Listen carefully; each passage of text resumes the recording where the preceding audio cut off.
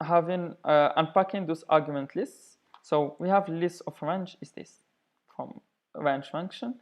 Let's say we have arguments are 3 and 6, so we can actually unpack them like this. Unpack this list in this range, like because you wouldn't do it. You wouldn't do a range of just args because it's a list, but you would do it in a way that's how unpacks. That's how that's how function arguments. So you would do it really this way with because let's do an example. If you do a range of args without it, it's a, I don't know, a problem, and you have to do it. It's a list, and it's not with list.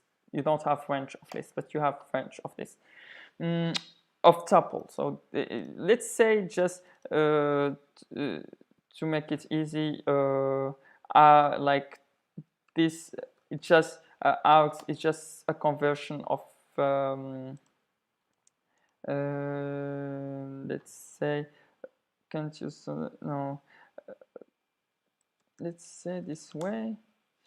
Tuck, tuck, tuck.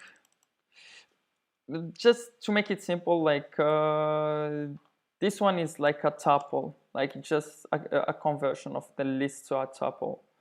Like it will convert this thing to a tuple of arguments, which is quite useful.